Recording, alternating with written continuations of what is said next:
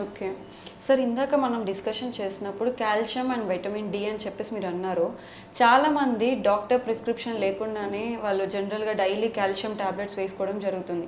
వాళ్ళకి తెలీదు గూడా డేకి ఎన్ని టాబ్లెట్స్ వేసుకోవాలి, ఎంత అమౌంట్ ఆఫ్ కాల్షియం మన బాడీకి కావాలి అని చెప్పేసి. సో, డైలీ కాల్షియం టాబ్లెట్ తీసుకోవడం కూడా మంచిదా? లేకపోతే ఏమన్నా ఎఫెక్ట్స్ ఉంటదా సార్? చాలామంది యంగ్ పేషెంట్స్లో డైలీ కాల్షియం తీసుకోవాల్సిన అవసరం ఏమీ ఉండదండి. మనం తినే ఫుడ్లో కాల్షియం యాడ్ అవుతూ ఉంటుంది. బట్ ఒక ఏజ్ వచ్చిన తర్వాత కాల్షియం రిక్వైర్మెంట్ పెరగచ్చు. ఎస్పెషలీ మెనోపాజ్ అయిన లేడీస్లో ఎక్కువ కాల్షియం రిక్వైర్మెంట్ పెరుగుతుంది. అండ్ విటమిన్ డి అనేది చాలా మందిలో డెఫిషియన్సీ ఉంటుంది. విటమిన్ డి ఈవెన్ యంగ్స్టర్స్లో కూడా తక్కువ ఉంటుంది. సన్ ఎక్స్పోజర్ లేని ఎవరికైనా విటమిన్ డి వచ్చే ఛాన్స్ ఉంటుంది. యాక్చువల్గా ఇప్పుడు సన్ ఎక్స్పోజర్ అంటే మిడ్ నూన్ ఎక్స్పోజర్, లైక్ రైతుల్లాగా లేబర్ చేసే వాళ్ళలాగా సన్లోకి ఎక్స్పోజ్ కావాలి ఐడియల్గా, అట్లీస్ట్ 2-3 అవర్స్. బట్ మనం ఎక్స్పోజ్ కావట్లేదు కాబట్టి విటమిన్ డి డెఫిషియన్సీ చాలా ఎక్కువ ఉంది. ఇది అన్ని సెగ్మెంట్ ఆఫ్ పీపుల్లో కూడా నోటీస్ చేస్తున్నాం. ఇది లేని వాళ్ళకి చాలామందికి neck pains, back pains, muscle pains, muscle bone జంక్షన్స్లో పెయిన్స్ ఇట్లాంటివి కామన్గా వస్తూ ఉంటాయి. ఇది ఖచ్చితంగా డాక్టర్ అడ్వైజ్ మీద ట్రీట్మెంట్ తీసుకోవాలి. మరీ ఎక్సెస్ విటమిన్ డి అయినా కూడా దానివల్ల సైడ్ ఎఫెక్ట్స్ ఉన్నాయి. వాళ్ళకి కూడా different type of problems, muscle pains, వేరే ఇష్యూస్ కూడా వచ్చే ఛాన్స్ ఉంది. అండ్ కాల్షియం అనేది రొటీన్గా అందరూ తీసుకోవాల్సిన అవసరం లేదు. ఒక ఏజ్ తర్వాత రిక్వైర్మెంట్ పెరుగుతూ ఉంటుంది. ఓకే సార్, ఇప్పుడు చూసుకుంటే రీసెంట్గా చాలామంది యాడ్స్ చేస్తూ ఉన్నారు. ఒక ఇంజెక్షన్తో మీ మోకాలు నొప్పులన్నీ పోతాయని చెప్పేసి. సో అది ఎంతవరకు సార్? అది మిత్తా లేకపోతే నిజంగానే ఇంజెక్షన్స్ ఉన్నాయా? ఒక్క ఇంజెక్షన్స్తో మోకాలు నొప్పి కంప్లీట్గా తీసేయడం అనేది ఖచ్చితంగా అది కరెక్ట్ కాదు. నేను ఇంతకుముందు మీతో చెప్పినట్లు బేసిక్లీ ఇంజెక్షన్స్ అనేటివి టెంపరీ మెషరే, ఇట్స్ నాట్ పర్మనెంట్ సొల్యూషన్ అయితే ఏమీ కాదు. ఒకసారి జాయింట్ అడ్వాన్స్గా అరిగిపోతే పర్మనెంట్ సొల్యూషన్ అంటే సర్జికల్గా లైక్ రీప్లేస్ చేయడం అనేది పర్మనెంట్. టెంపరీ అనేది లైక్ కొందరు స్టెమ్ సెల్ థెరపీ అని చాలా, లేదంటే కొందరు పెయిన్ మేనేజ్మెంట్లో ఆయా లోకల్ ఏరియా నర్వ్ని డ్యామేజ్ చేసే ట్రీట్మెంట్స్. ఒకవేళ లోకల్ నర్వ్ని డ్యామేజ్ చేస్తే టెంపరీగా పేషెంట్కి పెయిన్ తగ్గిన లాంగ్ రన్లో స్పర్శ అనేది లేకపోయేటప్పుడు జాయింట్ ఇంకా ఫర్దర్ డ్యామేజ్ అయ్యి ఇంకా ఫర్దర్ ప్రాబ్లమ్స్ వచ్చే ఛాన్స్ ఉంది. అందువలన ప్రజలు కొంచెం జాగ్రత్తగా ప్రాపర్ అడ్వైస్ తీసుకుంటే మంచిది. సార్, జనరల్గా స్పోర్ట్స్ పర్సన్లో మెయిన్ వచ్చే కంప్లైంట్ ఏంటంటే నీ లిగ్మెంట్ పోయింది అని చెప్పేసి అని అంటారు. అసలు నీ లిగ్మెంట్ అంటే ఏంటి? ఒకవేళ అది పోతే ఎలా సర్జరీస్, అంటే కంపల్సరీ సర్జరీ చేయాల్సిందా లేదా మెడికేషన్తో మనం రీప్లేస్ చేయొచ్చా sir? Okay, like any game ఆడేటప్పుడు ఎక్స్ట్రీమ్ ఫోర్సెస్ పడ్డప్పుడు లోకల్ టిష్యూ అనేది స్ట్రెయిన్ అవుతూ ఉంటుంది.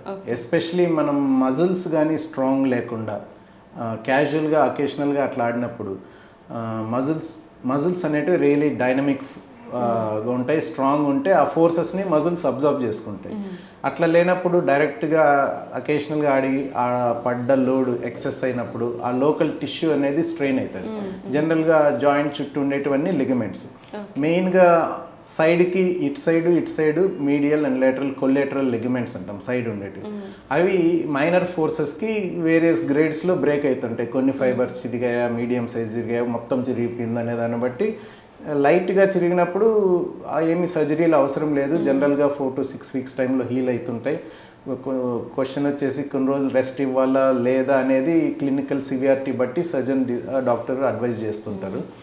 లోపల ఇన్సైడ్ 2 స్ట్రాంగ్ లిగమెంట్స్ ఉంటాయండి, ACL ligament and PCL ligament అనేటివి 2 ఉంటాయి.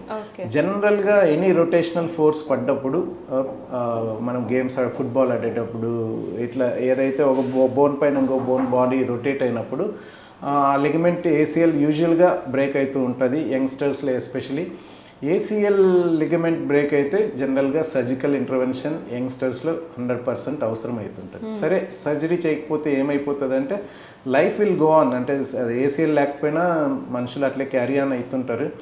వాళ్ళకి టైంతో పోయే ముందుకి ఫ్రీక్వెంట్గా ఇన్స్టెబిలిటీ సిమ్టమ్స్ నోటీస్ చేస్తుంటారు. సడన్గా నీ గివ్వే అయిపోతుంటుంది, నీ కొలాప్స్ అవుతుంటుంది, కింద పడిపోతుంటారు. ఈవెన్ సమ్టైమ్స్ బైక్లో నుంచి దిగేటప్పుడు కూడా కాళ్ళు రొటేట్ అయ్యి స్టెబిలిటీ లేక బైక్ మీద పడిపోయిన వాళ్ళు కూడా ఉన్నారు. లేదా బస్ ఎడ్జ్, ట్రైన్ ఎడ్జ్లో దిగేటప్పుడు ట్విస్ట్ అయ్యి కింద పడిపోయిన వాళ్ళు ఉంటారు. ప్లస్ ఏసీఎల్ లిగమెంట్ చేయక ఉంటే లాంగ్ రన్లో ఆ మధ్యలో ఉన్న కుషన్, మెనిస్కస్ అంటాం, అవి డ్యామేజ్ అయ్యే ఛాన్స్ ఎక్కువ ఉంటుంది. జాయింట్ అనేది అరిగిపోవడం కూడా ఎక్కువ జరుగుతుంటుంది. అంటే మామూలు పేషెంట్లకు కూడా వయసుతో పాటు జాయింట్ అరుగుతుంటుంది. ఏసీఎల్ లిగమెంట్ లేని వాళ్ళకు ఒక 5 నుంచి 10 ఏళ్ళ ముందే జాయింట్ అరిగిపోయి ఇబ్బందులు పడే అవకాశం ఉంటుంది. సరే, ఒకవేళ సర్జరీ సజెస్ట్ చేస్తే ఇప్పుడు ఉన్న సర్జికల్ టెక్నిక్స్తో చాలా అడ్వాన్స్డ్ టెక్నిక్స్ వచ్చాయి. అసలు స్క్రూస్ కూడా వాడాల్సిన అవసరం లేదు. డిఫరెంట్ మెథడ్స్లో ఉన్నాయి. స్క్రూస్ అనేది కూడా స్టాండర్డ్ మెథడే. ఇప్పుడు స్క్రూస్ కూడా అవసరం లేకుండా ఓన్లీ బటన్స్ అటు సైడ్ ఇటు సైడ్ బటన్స్తో ఆల్ ఇన్సైడ్ టెక్నిక్ అని ఓన్లీ ఒక్క టెండాన్ గ్రాఫ్టే వాడాల్సిన ఒక టెండాన్ గ్రాఫ్టే వాడి సర్జరీ కూడా చేయగలుగుతున్నాం. సో చాలా క్విక్గా 30 to 40 మినిట్స్లో సర్జరీ అయిపోతుంటుంది.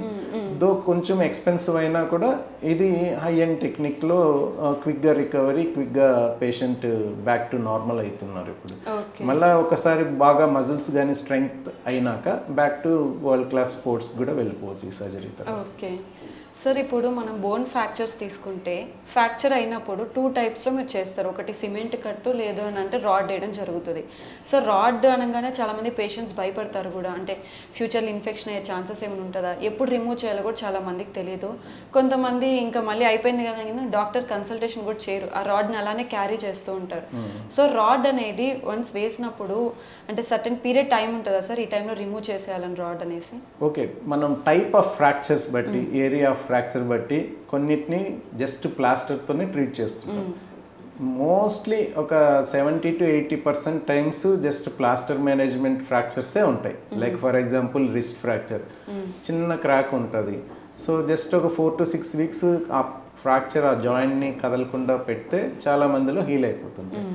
ఓన్లీ బోన్స్ బాగా కదిలిపోయినప్పుడు లేదా సర్టన్ జాయింట్స్లో స్పెసిఫిక్గా బోన్ ఫ్రాక్చర్ ప్యాటర్న్ ఇన్వాల్వ్ అయినప్పుడు అప్పుడు సర్జరీలకి వెళ్తుంటాం. లాంగ్ బోన్ ఫ్రాక్చర్స్ మీరు అన్నట్లు అది నెయిల్ వేస్తుంటాం, ప్లేట్స్ వాడుతుంటాం, వేరియస్ మెథడ్స్లో ఫ్రాక్చర్ని ఫిక్స్ చేస్తూ ఉంటాం.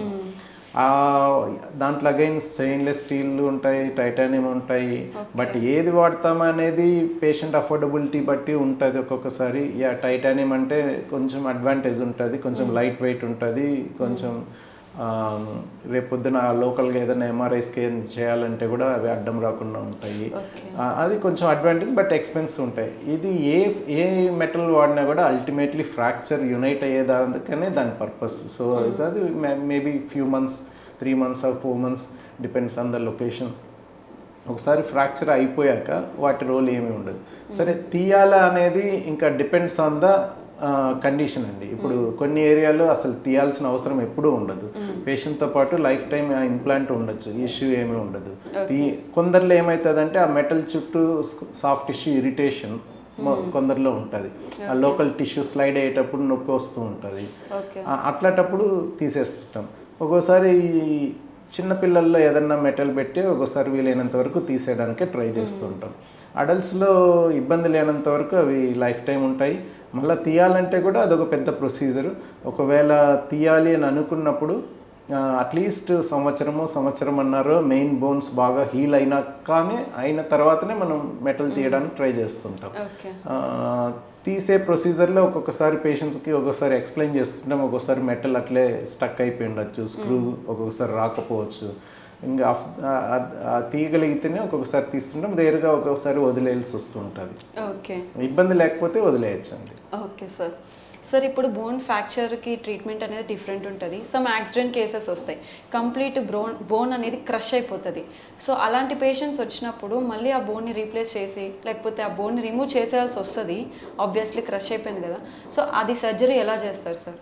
ఇప్పుడు దాన్ని కాంపౌండ్ ఫ్రాక్చర్ అంటాం. ఒక పెద్ద మేజర్ యాక్సిడెంట్ జరిగింది, మేజర్ టిష్యూ లాస్ ఉంది. ఓకే, ఓన్లీ ఐసోలేటెడ్గా ఆ లెగ్ ఇంజరీ అయ్యి మిగతా అంతా బాగుంది అనుకుంటే ఫస్ట్ అసెస్ చేయాల్సి వస్తుందండి. లింబ్ ఎంతవరకు సర్వైవ్ అవుతుంది అంటే అంత సివియర్ క్రష్ ఇంజరీ ఉండి అదే స్కోరింగ్ సిస్టమ్ ఉంటుంది. దాంట్లో రక్తనాళాలు ఎంత డ్యామేజ్ అయ్యాయి, నర్వ్స్ ఎంత డ్యామేజ్ అయ్యాయి, సాఫ్ట్ టిష్యూ ఎంత అయింది, బోన్ ఎంత సెగ్మెంట్ లాస్ అయింది, లింబ్ సర్వైవ్ అవుతుంది అన్నట్లు ఉంటే దెన్ ట్రీట్మెంట్ అగ్రెసివ్గానే ఉంటుందండి. సో ఇమ్మీడియట్గా యాంటీబయాటిక్స్ అన్నీ స్టార్ట్ చేసుకోవడం, థియేటర్ తీసుకెళ్ళడం, ఓకే ప్లాస్టిక్ సర్జరీ హెల్ప్ తీసుకోవడం, ఓకే డెడ్ అయిన టిష్యూస్ అన్నీ తీసేయడం, ఓకే సాఫ్ట్ టిష్యూని వీలైనంత ఫాస్ట్గా కవర్ చేయడం with flop surgeries with the help of plastic surgeons. ఒకవేళ బోన్ లాస్ ఉంటే ఫస్ట్ స్టేజ్లో ఎంతవరకు చేయగలుగుతామో చేసేయడము, లేదా 2 స్టేజ్ 3 స్టేజ్ సర్జరీలు కూడా అవసరం అవుతుంటుందండి. ఓకే, ఇది చాలా లాంగ్ ప్రొసీజర్. మీతో ఇంతకుముందు నేను డిస్కస్ చేసినట్లు బోన్ లాస్ ఉంటే మళ్ళీ దానికి డిఫరెంట్ ట్రీట్మెంట్స్ ఉంటాయండి. చాలా పెద్ద ప్రొసీజర్ ఇది. ఓకే.